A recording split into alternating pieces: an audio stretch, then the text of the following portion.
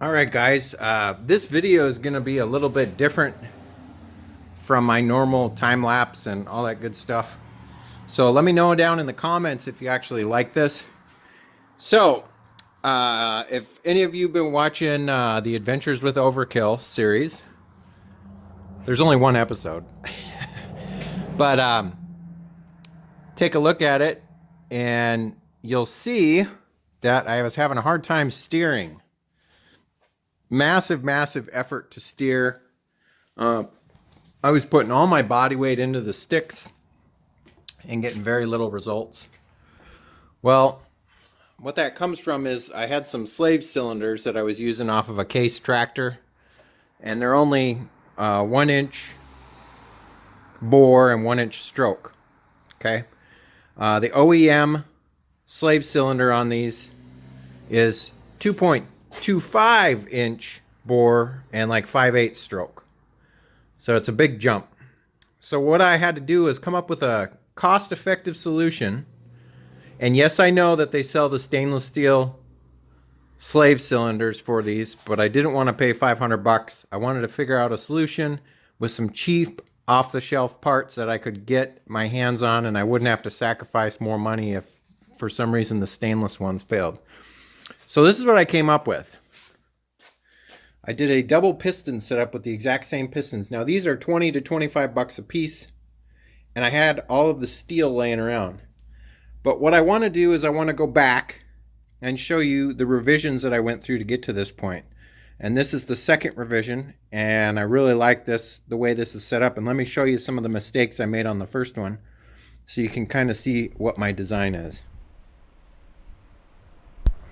Okay, this is the original slave cylinder design that I had set up, where I'm just using a single cylinder, and I was trying to figure out how much movement I need to actuate or engage the steering brakes.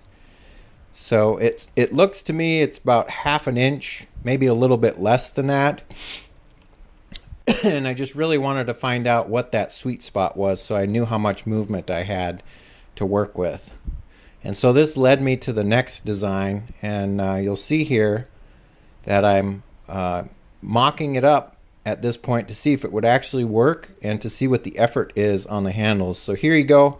It's just basically took a piece of rec tube left over from the Grouser build, and I'm just seeing if it'll work. And it definitely does make a difference at the handles, at the sticks. And you can see here how it's kind of rocking and using that grade 8 bolt as a pivot point. But I'm going to make something here, mock something up, and we'll see if it improves on that design a little bit. So here you see the first revision I made, where I welded some 9/16 stainless nuts to that rec tube.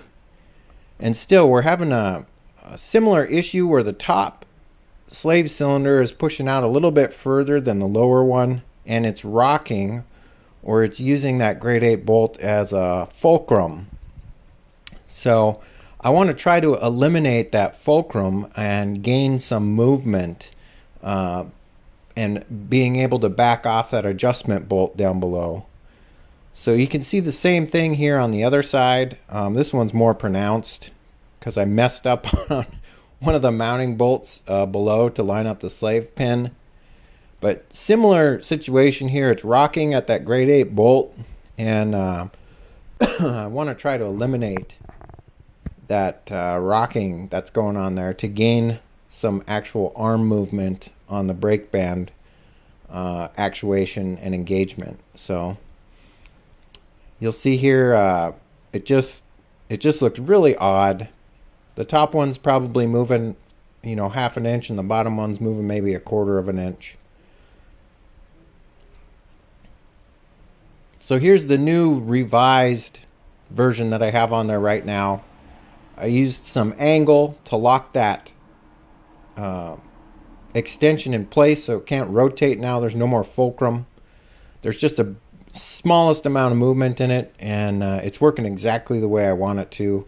I was able to back that adjustment bolt down below you see there for the brake band. I backed that off like 1.5 turns, just to make sure that the brake bands aren't dragging while I'm driving around, because that can heat the fluid up in the bucket, and that's a big problem when you're out in the field. You don't want the bucket and the fluid in the bucket to get hot. Here you can see the other side. Yeah, just way much better, much improved design, and it's moving the correct amount, and everything is working as it's supposed to, and the steering at the sticks is just pretty much effortless. I'm not putting very much effort into steering as I was before, and it's easy to engage or fully engage the steering brakes now. So there you go. Those are my two designs, and let's continue. Okay, well, there you have it, guys. I got this setup done, and I really like this setup, so I'm just going to leave it like this. And I have increased the leverage and the ability for these slave cylinders to actually work correctly, and now the steering is effortless. So I'm able to lock up the steering bands like I'm supposed to, and that's a huge help. So if you guys like this video, give me a thumbs up. If you're not subscribed yet, I'd love to have you as a subscriber. And like I said before, leave me some comments down in the comment section. I know this is kind of a quick down and dirty video, just kind of showing you what I came up with for a solution, and it's actually going to work really well, and I'm very excited to take it out and test it. I did go back and forth in the driveway, and it's no problem. Like, I can get the Snowcat to stop in both forward and reverse, no problem. And the steering actuates much easier, and it's easier to get the brake bands to fully engage. So, but other than that, guys, I hope you are staying safe, taking care of each other, and as always, I'll catch you next time. See you later. Bye-bye.